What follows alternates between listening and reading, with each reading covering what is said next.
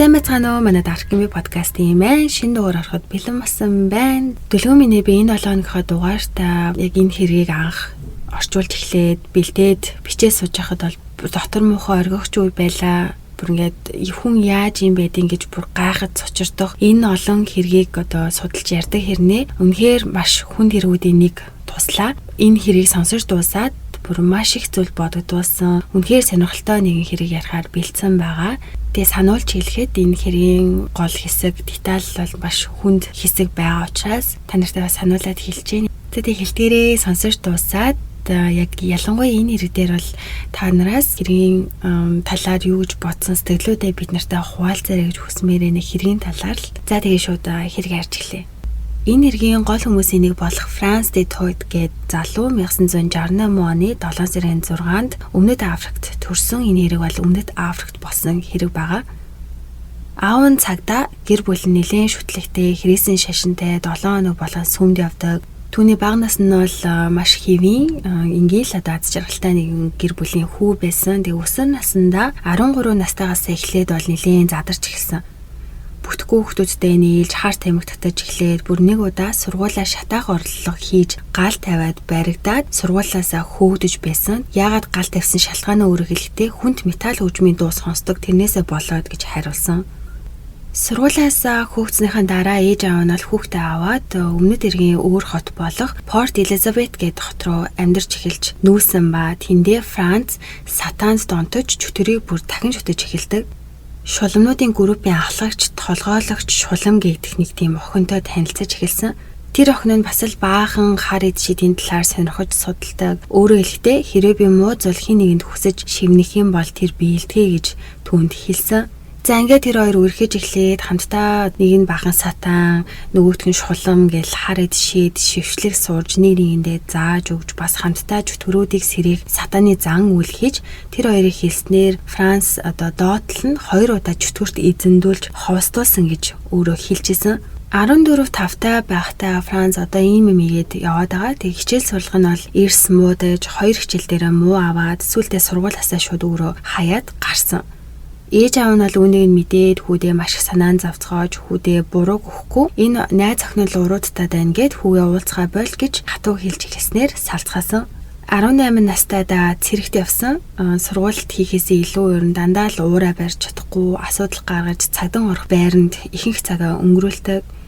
Тэгээд 20 настайдаа цэргээс халагдаад эргэж ирээд нэг ажилд орж тэндээ ажиллаж байхдаа нэг эмэгтэйтэй танилцаж үерхэж эхлээд удалгүй гэрлэж хамтдаа нэг охинтой болцгоосон. Гэвч охин нь төрснөөс удаачгүй байхад эхнэр охин хоёроо ол шууд хаяад явцдаг. Яагаад гэсэн чинь манай эхнэр миний бэлгийн дуур хүслийг хангалттай хангаж өгч чадахгүй байсан болохоор гэж хэлсэн. Ингэж явсаасаа хойш охинтойгоо дахиж уулзаагүй. Үүнээсээ хойш хэд хэдэн өөр хотод хэсүүчилж амьдарч байгаад хүрээлтийн ажилтнаар нэг ажилд ороод бас л хулгай хийж байгаад баригдаад халагдсан. Ерөнхийдөө бол ерөөсөө ажилд тогтдоггүй дандаа ууртнаасаа болоод янз янзын асуудал байнга үүсгэж явдаг хотсон газар болгондоо. Тэгээд ажилгүй болсон болохоор одоо арай амархан мөнгө олё гэж шийдэнгүүтээ арх нууцаар хууль бусаар зарж эхэлсэн. Тэгээд 1993 онд бол дахин нэг өөр эмэгтэйтэй үерхэж эхлээд удаачгүй гэрлээд хамтдаа хүүтэй болцоод. Энэ хугацаанд одоо хүртэл Франц нөгөө сатаны итгэгч хിവэрээ тэгээд ихнэр нь жирэмсэн байхад бүр чөтгөрөөс миний хүүхдийг миний яг төрсөн өдрөөр одоо надтай адилхан төрсөн өдөртөө болгож өгөөч гэж гуйж зан үйл хийсэн юм л да. Тэгсэн чинь тохиолдол байсан уу эсвэл Франц яг энэ талаараа худлаа хийсэн үү яг хүн өөрийнх нь төрсөн өдөр болох 7 сарын 6-нд төрсөн гэдэг.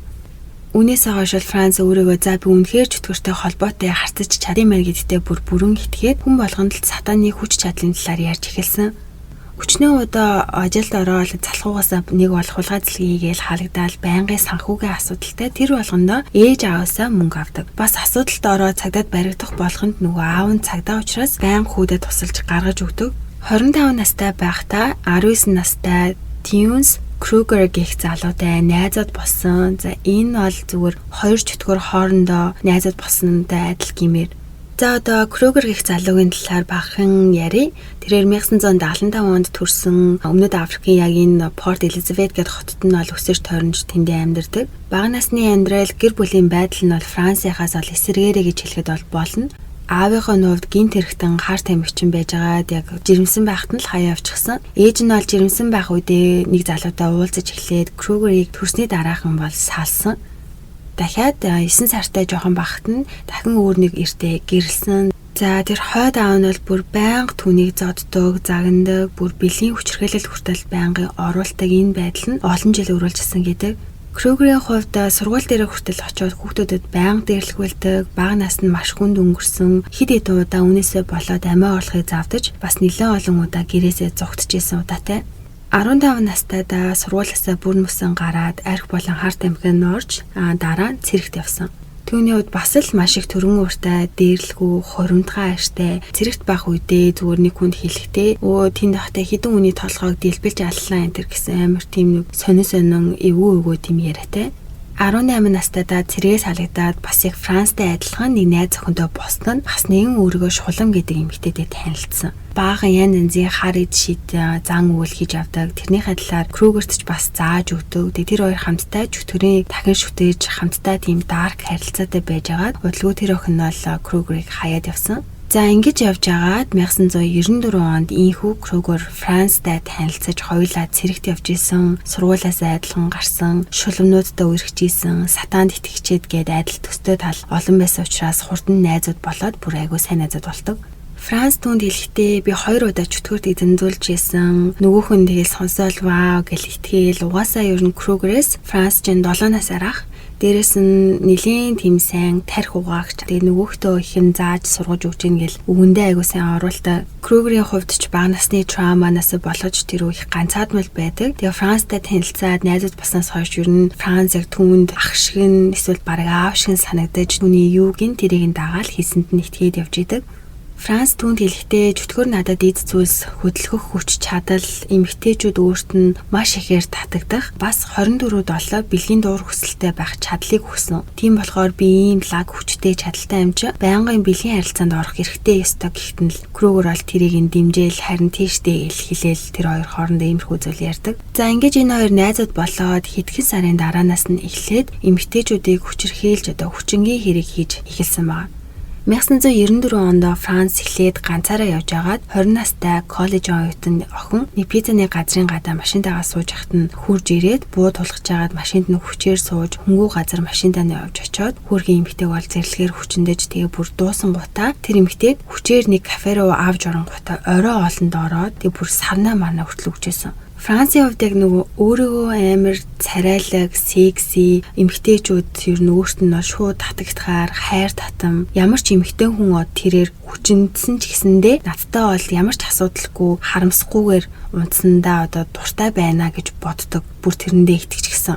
Ингэж эмэгтэйг хоолнд оруулан гутаа хоол идүүлчээ дараа нь дахиад машинтай хөнгүү газар очин гутаа дахин бэлгийн хүчирхээлэл түнд үйлдээд тэгж явахтаа ээжтэй бүр түүнээс чи надад хайртай гэж хэлгэж хүчээр олон удаа хэлүүлээд тэгээ дуусныхаа дараа бол эмэгтэйг хотын төвд буулгаад машиныг хулгайлаад явцдаг.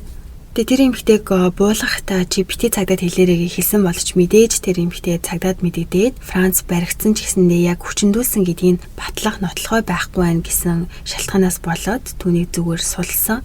Тэгээ магадгүй ер нь нийтлэлүүдээр энэнд нь цагдаа аавн туссан баха гэдэм билээ.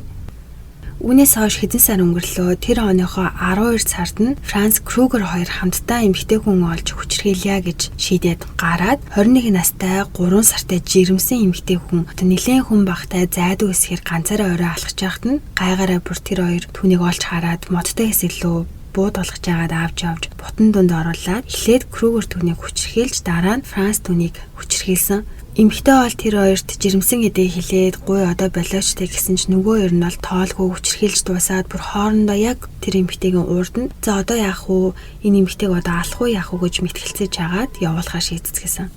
Цагдаад битгий хэлээрэ гэсэн ч мэдээж эмэгтэй бас шууд цагдаагийн хэлцээр очиж юу босноо хэлснээр тэр хоёр хоёулаа баригддаг. Шүүх хурал бол сар гарын хугацаагийн дараа болохоор болсон. Гэвч тэр хоёрыг бол тэр хугацаанд нь хорхгүйгээр шууд суулжуулаад явуулчих жоохгүй. Уг нь энэ хоёр ч хоёулаа өмнө нь баригдчихсэн. Дээрээс нь Франц гэхэд яг хэдхэн сарын өмнө нь нэг эмэгтэй намайг энэ залуу хүчирхийлсэн гэд цагдаад хэлээд батлагдаагүй ингээд сул явагдсан ч гэсэндээ мэдээж энэ хоёр ч цагдаагийн түүхтэй хүмүүс байгаа штэ. Тэгсэн ч гэсэндээ энэ хоёрыг хороогүй.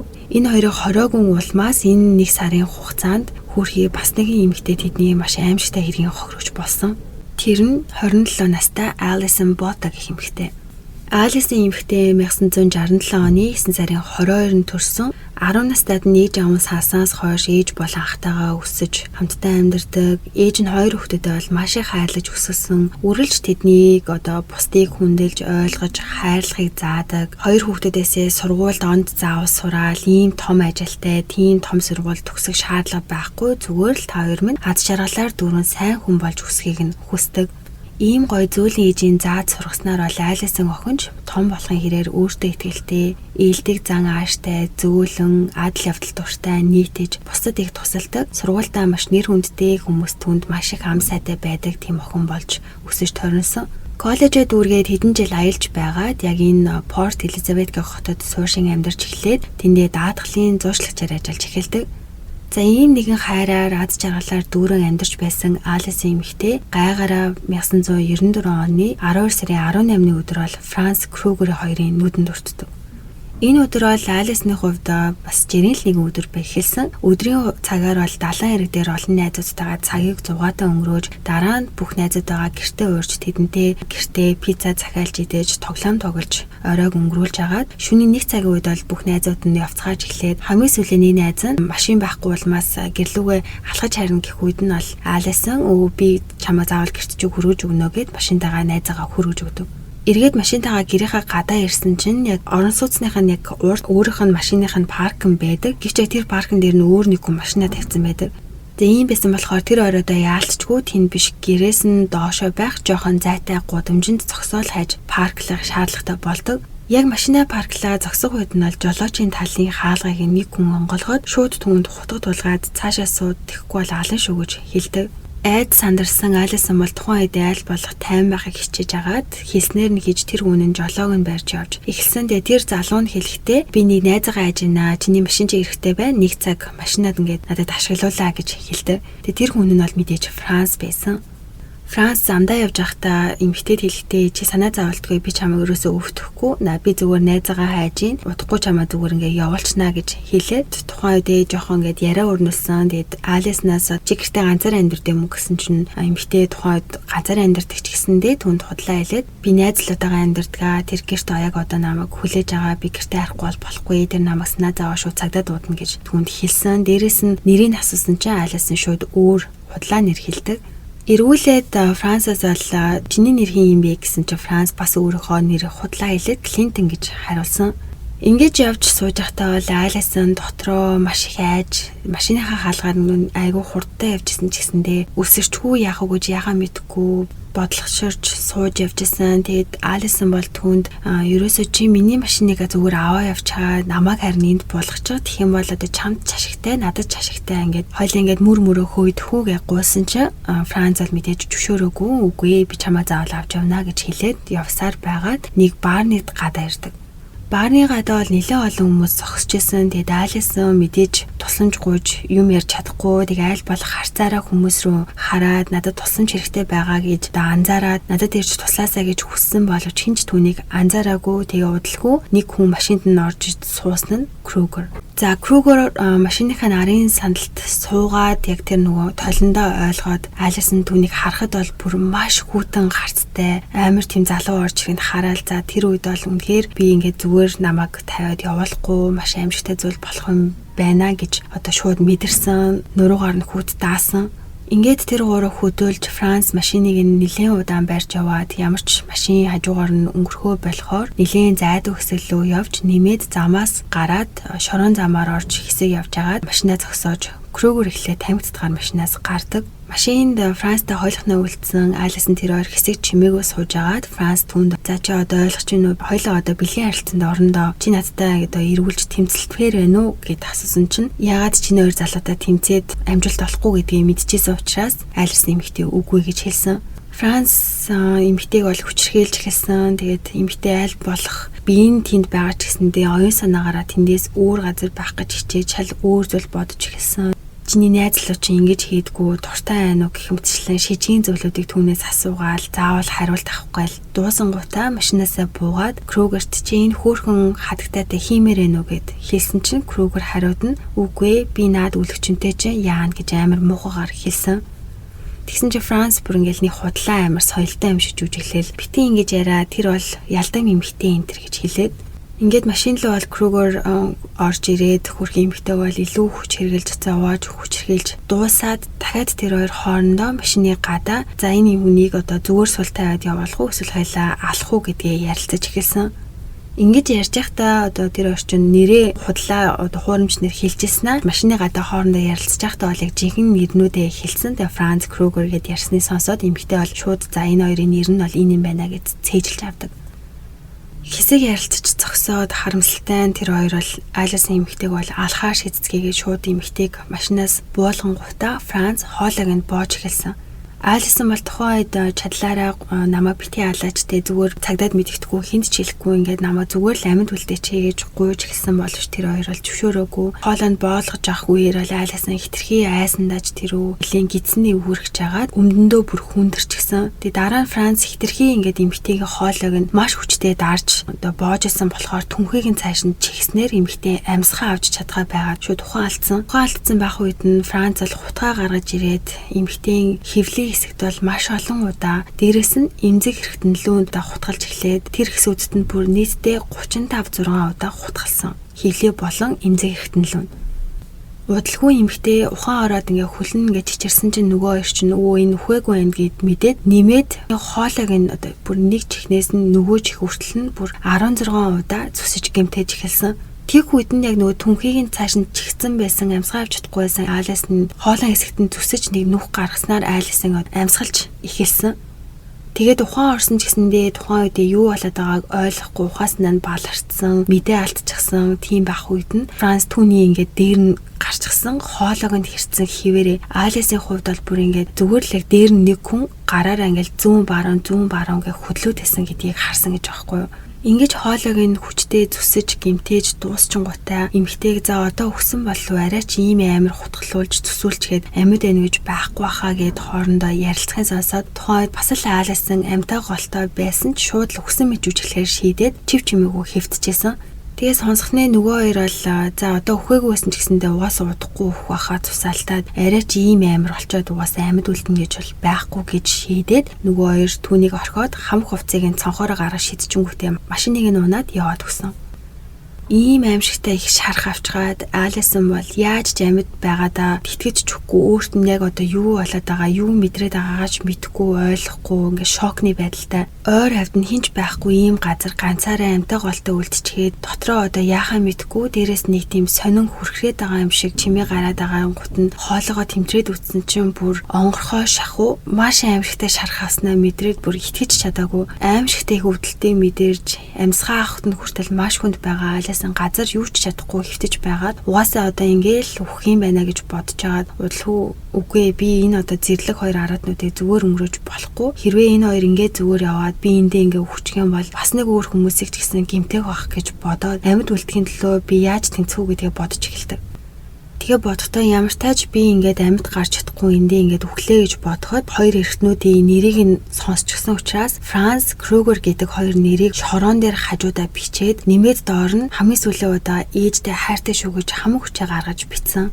Хэсэг ингэж өглөө ирж хөвтөж байгаад удалгүй одоо яаж одоо хүртэл өөрийгөө амьд байгаадаа бол бүр нэлийн гайхаад энэ яг өөртөө бидээ ямар хөө гэмтэл авцсан байгаагаа мэдгүй ингээд хөвтөд авахгүй ямар ч хүчгүй хайртай ээжигээ гэр бүлээ найз нөхөдөө дахиж харахыг хүссэн тэр тэмцэх хэрэгтэй гэж өөртөө хэлээд би амьдралаа ингээд алдахыг хүсэхгүй байна гэд хөлдөөрөө зогссон. Босоо зогссон чинь ингээд гойроо нэг ингээд нэг нөтийн юм ингээд мэдрэгцэн инээд ихсэн чинь бүр гиз дотор нь олон хутгалууснасаа болоод ингээд доошоо унжчихсан. Тэгээ нөгөө хоёр хэрэгтэн чинь нөгөө цонхоороо хувцснуудыг гаргаж шидсэн шүү дээ. Нэг цамцаа авч ягаад гидсээ ингээд ороож байгаа тэр хэрэгтнээ ингээд барьж ороосон. Босож зогсон ч бүр ингээд юу ч харагдахгүй биеэж бараг мэдрэхгүй мэдээ алдсан мэт байгаад байснаа нэг гараараа хүзүүгээ тэмтэрсэн чинь бүр ингээд хоолой нь маш аимшигтай гүн зүсэгдэж бараг толгойн тасах шахчихсан. Энэ миний ярьжсэн хэрэгүүдээс бүр ингээд хамгийн амар хэрэгүүдийн нэг нь бүр ингээд хэлхээс ч амар нүдэнд ингээд төсөөлөгдөд Толгой нь бүр хүзүүн дээрээ тогтохгүй хойшоо гулжганаад нэг гараараа цамцаа ашиглаж гиз дотроо бариад нөгөө гараараа толгоогоо тэгшлэх гэж хичээж ингээ хойноос нь тулж яваад эцсийн хүчээ шахаад одоо амьд гарахын төлөө босод зогсоод ингээ алхахаар шийдсэн. Яа тэгэхээр жоохон алсад бутнуудын дундуур урсах амийн гэрэл машинуудын гэрэл харагдсан байна. Тэгээд зам руу гарч идэх юм бол бас хин нэг надад тусалж болох юм байна. Би амьд гарч болох юм байна гэд эцсийн хүчээ шавхан маш удаан ч гэсэндээ баг багаар урагшаа алхаж төв зам руу явахыг хичээсэн. Тэгээд азар тэр шөнө яг бүтэн сартай шөнөөс нь бол гэрэлтэй эмхтэй хараад алхаж чадхаар байсан.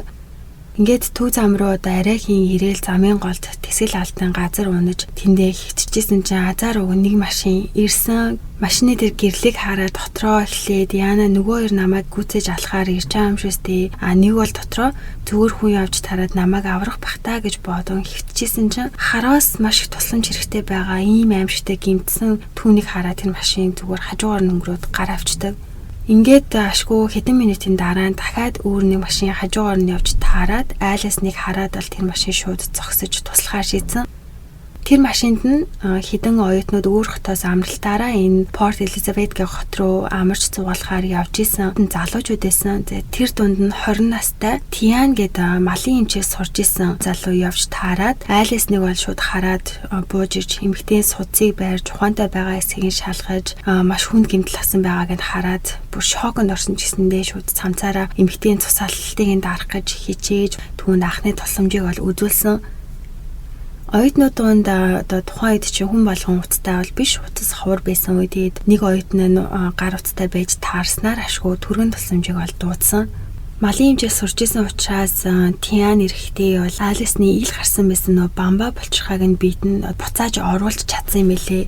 Би яг эмнэлгийн үг хэллэгийн сайн мэдгүй ч магадгүй буруу хэлээдэж магадгүй. Ямар ч тач Алисны хүзүүнд бол анхны тусламж өөрийн чадлаараа үзүүлж айл болох тусламж эртэл сэрүүн байлгах гэж түүнийг хичээж сайн дэнзээ асуултуудыг асууж ямар гоё нүдтэй чи одоо ингэ надтай сэрүүн байж байгаарай. Байнгын ингэ нээлттэй сэрүүн байлгахыг хичээжсэнийг тухайн үед бол Алисан бол зүгөөрлөг унтахыг хүсэжсэн.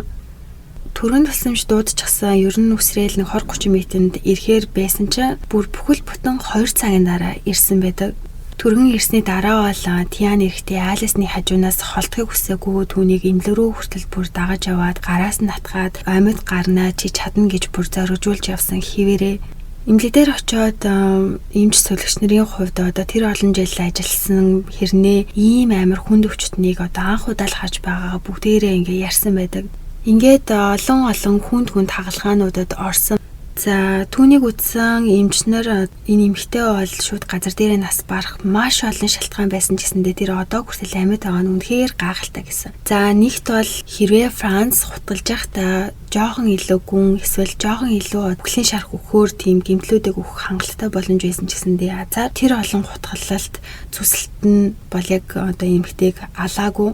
Хоёрт оюутан Тиан гэдэг эрэхтэй хэрвээ тэр эмэгтэйд хүзүүнд нь анхны тусламж үзүүлж бамба болчихааг нь эргүүлж оруулаагүй байсан бол эмэгтэй бол шууд өгөхээр байсан. За гуравт боолгуулж байхдаа би засаж хүндэрсэн гэсэн ч дээ хэрвээ тэгээгүйсэн бол олон удаа хутгалууснасаа болоод ил гарч ирсэн дотор эртэн гидсэн дэлбэрэг байсан. За мөн Алисын эмэгтэйд одоо яаралтай мэсасалд орох хэрэгтэй тэр шөнө дуудагдаж таарсан мэсасал чинь азар хоолой мэрэгжилтэн байсан болохоор Алисанд бол үнэхээр төгс таарах эмч байсан. Ийм олон шалтгаануудын үндсэн дээр одоо Алисын эмэгтэй дайралтанд өртчөөд гизээ өөрөө ороож толгоогоо өөрөө төсөж яваад зам руу алхаад бүхэл бүтэн 2 цаг түргэнийхнийг хүлээж амьд байсаар байгаад ингэж одоо имлэгийн мэс заслын орон дээр хэвтэж байгаа нь бол бүр үнэхээр гайхамшиг гэж хэлж болно гэж эмчнэр ол түүнийг хэлсэн байдаг. Ингээд хаалгаа нь бол амжилттай болж имлэг тэгтэж байгаа тухайн орсон чинь Тиан эрэхтэй бол түүний хажууд байсаар байсныг хараад Алисан түүнийг бүр хараад асгартлаа уйлж эхэлсэн. Тэгээд тэр залуу бол бүр миний аврагч хуйгт баатар гэж өөрөө дууддаг. Тэгээ үүнээс хойш бол тэр хоёр маш сайн найзууд болцгоосон байдаг. За ингэж ийм аимшигт халдлагаас амьд үлдээж ухаан орц хэрэгсэн Алисан цагдаа нартай ярилцаж чадахгүй хоолондоо гуурстай байсан. Тэгээ цаасан дээр бол хэрэгтнүүдийн нэрээ бичээд юу босноо бас бичиж өгсөн чинь цагдаа нарын хувьд мэдээж түүний биеийн байдал маш хүнд байгааг мэдж чааж гисэндээ зүгээрээ бичээд хангалтгүй чи өөрөө заавал амаараа хэрэгтнүүдийн нэрийг хэлвэл хэрэг тустай гэж хэлдэг. Хэрэгтнүүдийг заавал баригдаасаа гэж хүсэжсэн болохоор гуурсын хэсэгэн хугацаанд одоо авах түүнд бол маш аюултай байсан ч зориулан гуурсаа ахуулж байгаад цагдаа нар руу харж агаад намайг ийм болгосон хүмүүс бол Франц Крюгер хоёроо гэж хэлснээр энэ цагдаа нарт бол хангалттай байсан. Ингээд шууд Франц Крюгер хоёрыг баривчилж авсан ба мэдээж тэр хоёр Алисын эмэгтэйг амьд гарсан гэж төсөөлөжгүй байгаа. Тэгээ цагдаа нар бол та хоёрыг эмэгтэй үнийг хулгайлж хүчрхийлж алахыг завдсан хэрэгэ баривчилж байна гэж хэлхийг бол сонсоод бүр шокнд орсон. Ингээд угаасаа бүх зүйл тодорхой байсан учраас тэр хоёр бол өөртөө хэрэгээ хүлээж шүүх хурал нь болтол хоригдож эхлээд 10 сарын 30-нд гэхэд Алисан хэрэг болсноос 13 хоногийн дараа эмнэлгээс бүрэн эдгэрээд гарч чадсан юм байлээ. Бүр үнэхээр гайхширмаар биширмээр эмнэлгээс гараад бол ээжтэйгээ хамтдаа байж ээж нь түүнийг асарж Алисны хувьд бол нөгөө бүх шархнуудаа оюутал тавиулаад би энэ бол маш сайн дээрцэн ч гэсэндээ мэдээж нөхөн сэргээх эмчилгээ хийлгсэн хിവэр нэлээд асаргаанд байх хэрэгтэй. Өөрийгөө тухайн үед өгөхгүй гэж бодож хитж байхдаа сүүлийн удаа ээжтэй хайртай шүү шорон дээр биччихсэн бол одоо ингээд ээжтэйгээ хамтдаа байж ээж нь охиноогоо ол хажууд үргэлж хамт байж хасарж эхэлсэн. Тухайд Алисын эмэгтэйг хэрэг олон нийтэд бол нийтлэгдээж бүгд л бүр ямар аимшигтай хэрэг болсныг бүр гайхацгааж дээрэс нь эмэгтэйг одоо ямар хүч чадал сэтгэлийн тэнхээгээр амьд үлдэж чадсан бол гайхан шагширч түүнийг хүндэлж хайрлж исэн. Хэрэг гарсны дараанаас Алисын эмэгтэй бол зүгээр суугаагүй эмэгтэйчүүдийн төлөө өөрийн дуу хоолойгоо өргөж эхэлсэн. Шүүх хурал болохоос өмнө хэрэгтнүүдийг таниулахын тулд Алисан хэд хэдэн хүнээс Франц Крюгер хоёрыг бол цагдаад хэлж өгөх хэрэгтэй болсон. Тэгээ хамгийн анхудаа шилний цанаас хэрэгтнүүдтэй нэг өрөөнд байх шаардлагагүйгээр таньж хэлж өгч үзсэн юм билээ. Иннээс өмнө л хохирогч нар бол заавал нэг өрөөнд хэрэгтнийхээ өмнө зогсож байгаад мөрөн дээр нь гараа тавьж хэлж өгдөг байсан. Тэгээ мэдээж бол Алисан шууд л яг зөв хоёр хэрэгтнийг бол зааж өгсөн. Хэрэг гарснаас 6 сарын дараа шүүх хурал эхэлсэн. Францын хувьд бол хийсэн хэрэгтэй ямар ч гэмссэн шинжгүй түүнийг яаж хүчрхийлж яаж алахыг завснаа нэг нэгэнгүү хэлж хийсэн зүйл нь бол юу ч биш мэдл байдалтай зогссон. Тэгээ бүр тухайд ч тэрээр их нэртэй хүүхэдтэй штэ. Технэр нь шүүх хуралд оролцож нөхрийнхөө бараг талд байсан юм шиг л ихтэй зарим хүмүүс хэлэхдээ эхнэр нь ч гэсэндээ түүний маш их одоо хүчрхийлэл тарих угаалтны доор хохирогч байсан баха гэцгээдэг. Тэгэд өөрийгөө яагаад энэ хэрэг хийсэн гэдэгтээ өөрийгөө чөтгөрт эзэмдүүлсэн тул бүх зүйлийг чөтгөр хий гэсэн би бурууг ухааны юм ярьсан. За харин Крюгерийн хувьд бол бас л ялгаагүй хийсэн хэрэгтэй гэмссэн шинж байгаагүй шүүх хуралд оролцсон. За эцэс сүлтний шүүхийн хариу гарч Францд болохоор 3 удаа бүх насаараа шоронд орогдох ял Крюгерт насаар нь давж заалах хэрэггүй шоронд орох ялыг өгсөн. Тэгээд шүүгч алын нэр дээр хэлэхдээ энэ хоёр бол бүр нийгэмд маш аюултай хүмүүсээ тийм болохоор хизээч шоронгоос сулагдахгүй учраас хоёулаа хизээч давж заалах боломжгүй гэж хэлжсэн. Алисын эмэгтэйгийн хувьд хэдий алуучдыг хорж бүх зүйл дууссан ч гэсэндээ мэдээж түүний амссан тэр аимшиг дурсамжийг бол хурдан арилгах боломжгүй. Сэтгэлийн маш их том шарах авсан, сэтгэл готролд орсон, эргээд ажилдаа ороогүй, хэрэг босноос хойш амьдрал нь бол оронгоороо өөрчлөгдсөн нь мэдээж. Тэгээд хэсэг хугацааны дараа л нэг найзындаа үдшилтэд явж байхдаа нэг залуутай танилцаж зүрхэж эхлээд 2 жилийн дараа хурмаа хийцгээсэн. Хевлий болон одоо эмзэг хэрэгтэндээ маш олон удаа хутгалуулсан. Эмчнэр бол түүнийг ирээдүйд жирэмсэн болж чадахгүй, 9 минут хүүхэд бол төрүүлэх боломжгүй гэж үзсэн. Гэвч дахиад гайхамшиг тохиолдсон. Тэгээ Алисан бол хэдэн жилийн дараа нь жирэмсэн болж 9 минут хүүхдээ тээж асуудалгүй эрүүлэнх амарчиж хөөрхөн хүүхдээ үлгийдэж авч чадсан байдаг. За тэгээ бүр нөгөө Алисан тусалсан малын хэмжээс сурж исэн нөгөө оюутан Тиан байгаа штэ тэрнтэйгээ найзад үлдсэн. За тэр залуу түүнд тусалныхаа дараа бол амьдралынхаа зорилго нь өөрчлөгдөөд малын хэмж биш хүний их хэмжээс сурж эмч болсон юм бэлээ. Тэгээ Алисан хэрэг болоод өнгөрснөөс хойш 10 жилийн дараа нь 2 дахь хүүхэдтэй гидсэндээ тээж эхлээд түрэх үед нь штэ бүр тэр Тиан гэж залуу нь их барьж авсан эмчнэрийнхээ нэг болсон юм бэлээ.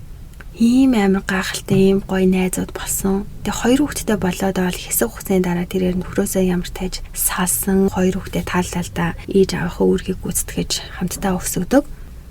За түүний хувьд бол болсон муу зүйлийн талаар бодож үүн дээрээ сэтгэлийн шарахтайгаа үрд амьдрах биш харин яг өөрт тохиолдсон зүйлтэйгээ нүүр тулахаар шийдсэн байдаг. Алисан удалгүй дэлхийг тойрон аялаж 35-аас доошгүй оронд бол бүр өөрийн түүхийг ярьж эхэлсэн. Өмнөд Африкт хүчингийн иргэн талаар их орондооч гадаадад ч юу н олон нийтэд ярьсан анхны эмэгтэйчүүдийн нэг болж чадсан. Тэрээр амьд үлдсэн бусад хүмүүс бол маш их уран зориг өгөж тэдний түүхийг ярихад нь тусалж эхэлсэн юм байна. Тэгээ тэрээр хэлэхдээ надад тохиолдсон энэ зүйл бол бусад олон хүмүүсийн өмнөөс дуу хоолой нь болж явах хүч өгсөн. Тэр юм хэцүү зүйл тохиолдсон ч гэсэндээ надад шинэ амьдралын зорилтыг бий болгож өгсөн гэж хэлсэн. Тэгэхээр аялаж бусдад уран зориг өгсөн дэм гайхалтай илтгэгч болж чадсан. Түүний түүх олоо дэлхийд даяар өмнөд Африкт гээд маш их хүмүүс мэддэг уран зориг өгсөн ийм нэг хэрэг байна. Тэгээд тэрээр 1995 онд бол оны шилдэг иргэн Порт Элизабет хотын мөн Rotarian Paul Harris-ийн хэвийн хэмжээнээс давсан эр зоригийн шагналыг хүртсэн. Дээрэс нь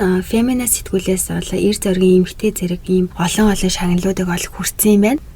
Өөрт болсон явдлынхаа талаар 2 ном бичсэн. Мөн 2016 онд түүний амьд үлдсэн түүхийг Алисон кинонд харуулж өөрөө тэргээ найруулж кино гаргасан юм билээ. Тэгээ өнөөдөр ч гэсэндээ тэр дэлхийн хамгийн уран зоригтой илтгэгчдийн нэг гэж тооцогддог. Одоо хүртэл дэлхийд даяар аялж илтгэлээ тавьж явсан хിവэр байгаа юм байна. Тэгээ тэрээр хэлэхдээ бусдын хийсэн зүйлийн төлөө хариуцлага хүлээх шаардлагагүй гэдгийг өөртөө байнга сануулж яв. Амьдрал бол чам тохиолдсон зүйлсийн цуглуулга биш, харин чам тохиолдсон зүйлд та хэрхэн хандсны илрэл юм а гэж хэлсэндээ үүгээрээ өөрт хэдийн аимшигтай зүйл тохиолдсон ч гэсэндээ өөртөө болон бусад хүмүүс ч гэсэндээ тусалдаг. Өөрийгөө зориулж муу зүйлийг өөртөө эерэг зүйл болгож хүлээж авснаа илэрхийлсэн байна. Дээрээс нь би тэр хоёр хэрэгтнүүдийг ол үзэн яддаггүй. Яагаад гэвэл хэрвээ би одоо хүртэл үзэн ядаж би ингээд сэтгэлтэй ингээд амар тийм том бул хар чулуутай явсаар байх юм бол тэр хоёр намайг илүү зовоож би тэдний хохирч хിവэр байсаар байгааг илтгэх болно. Тийм учраас би энэ талаар өөрөөсөө тэр муудлын огт боддгоо, тэр дурсамжийг бодож би өөрийнхөө хэцүү зовлонтой үеэ мэдрэхгүй харин би үүнийг ашиглаж илүү өдөр болгон үүнээсээ илүү жаргалтай байхыг хичээж авдаг гэж өөрөө хэлсэн байт юм байна. За тэгээд энэ хэрэг бариад дуусаагүй. Энэ хоёр гинт хэрэгтний талаар дахиад апдейт хэлэхэд бол Францын хувьд шоронд байхдаа Facebook нээж болох тийм эрхтэй. Тэгээд Facebook нээгээд өөрийнхөө баахан зураг мөргийг аваад оруулаад зөндөө олон эмэгтэйчүүдтэй холбоотой харцдаг. Дээрээс нь бүр нэг найз охиндоо болсон мэлэн онлайнаар. Тэгээ 2016 онд нөгөө Алисон гэдэг нэртэй киногоо хийх үеэр нэртэй Франц Алисонд хэрвээ чи намайг киноныхаа нэг хэсэг болгож оруулахыг хүсэх юм бол 3 тийм шаардлага тавьсан юм байна. За нэгт болохоор Алисон өөрийг нь бүрэн уучлсан гэсэн захиа өөрт нь бичих. Хоёрт баримтат киноны орлогоос тодорхой бие хувийг хүртэх ёстой. Гуравт Алисон биш дөнөө бичсэн 2 ном болон энэ тэнд тавьж байгаа илтгэл тавьж байгаад олсон орлогоос нь надад хувь авах бүрийн 3 галзуу шаардлага тавьсан. Тэгээ өөрөө хэлэхдээ штэ. Тэгээ яагаад тэгэхээр би л чамд тийм зүйл хийгээгүйсэн бол чиний энэ бүх түүх чинь ийм алдартай амжилтанд хүрэхгүй байх байсан гэж өөрөө хэлсэн. Мэдээж үүнийг сонсоод Алисон зөвшөөрөөгүй. Тэгээ угаасаа Францыг баримтат кинонд оруулахгүй гэж хариулсан. Тэгээ хамгийн галзуу нь штэ 2023 оны 7 сард Франц Крюгер 2 хоёулаа шоронгоос суллагдсан. 28 жил шорон суусныхаа дараа нөгөө өмнөд Африкт хуулинд нь өөрчлөлт ороод бүх насаараа шоронд хоригдож байгаа ялтнууд давж заалдах хэрэгтэй гэж өөрчлөгдсөн байл та. Тэгээд үүнийг ашиглаж тэр хоёр давж заалдаад одоо тэнцэнгээр суллагдчихсан сул чөлөөд явж байгаа юм байна. Тэг яг тэр хоёрыг суллагдана гэдгийг яг өмнөх өдөр нь Алисон олж мэдсэн. Тэгээд бүр үүнд нь итгэж чадаагүй. Тэг ямар ч тааж одоо хүртэл тэр хоёр бол сул чөлөөтэй амьдарч байгаа 50 орчим настай. Гэсэн бол тэр хоёр суллагдсан тал дээр бол маш сэтгэл хангалуун биш байгаа гэдгийг телевизийн ярилцлагуудад өгсөн байлээ. Тэглэж надад бол тэр хоёрыг бодож явах тийм хүсэл алга. Энэ бүх зүйл ингээд дууссан гэж өөрөө хэлсэн. Тэгээ одоо хүртэл хүчирхээлэлд өртсөн эмэгтэйчүүдэд тусалж тэдний эрхний төлөө тэмцэж байгаа нэг юм гайхалтай, хүчтэй, төвчээртэй, зоригтой эмэгтэйн түүх байлаа. За энэ хэрэг надад бас Mary Vincent гэдэг эмэгтэй миний өмнө ярьжсэн хэрэгтэй төстөө санагдсан. Тэгээ Mary эмэгтэй бол бас л нэг туст алуулах шахаж байгаад 2 гараа тастуулж амьд үлдэж чадсан юм. Хүний эрхийн төлөө маш их тэмцдэг, зоригтой, хүчрэг эмэгтэй нэг хэрэгтэй төстөө санагдсан. Тэгээд 2 гараа тастуулсан ч бууж өгөөгүй эмэгтэйгээд өмнө нь ярьжсэн юм хэрэг байгаа. Тэгээ та нар хүсэх юм бол би линкийг description хэсэгт оруулчихъя. Сонсож үзмээр ах юм бол хэдэн Алисын эмэгтэйн хэрэг дээр бол бүр шархыг нь сонсоод би бүр чихэндээ ч итгээгүй арайгүй л үдэ гэж бодсон. Тэгээ бүр яаж амьд мэнд байгаад байсан бүр үнэхээр гайхширмаар сонсоод тусан улам л ингээ сэтгэл өвдөж дотор өвгөр хичээсэн. Тэгээ Алисын одоо ингээд амьд мэнд гарч чадаад энгийн аз жаргалтай амьдарч байгааг сонсоод сэтгэл тайвширч байлаа. Тэгсэн чинь эргээл тэр хоёр адгуус ингээд сулгцсан чөлөөтэй явж байгаа гэхээр ингээд нийгэмд ямар амар ирүүл бус сайкопат бүр аимшигтай хүмүүс ингээд бидний хажуугаар зурж явж байгааг ингээд төсөөлшгүй. Тэгээ бас тэр нөгөө малын эмчээс орж исэн нөгөө Тиан гээд одоо эмч болцсон тэр эрэхтэй бас өөрөө нэмж хэлэхтэй. Бурхан намайг одоо ямар нэгэн маш том шалтгаанаар л яг тэр орой тэр зам дээр Алисанд туслуулах гэж тэнд байлгасан баха гэж энэ бол бүр зүгээр гайхамшигтай үйл явдал гэж өөрөө хэлж байсан мэлээ. Тэгээд ямар ч тааж нэг юм аимшигтай хэрэг байсан ч гэсэндээ ядаж төгсөлн ядаж сайхан юм да. За тэгээд миний нэр дээр олж чадсан бүх мэдээлэл энэ байна. Тэгээд энэ 7 хоногийн дугаар үгээр өндөрлж гин. Тэгээд дараа 7 хоногийн хэрэгээр хэдүүлээ эргээд уулзцгаая. Түр баяртай.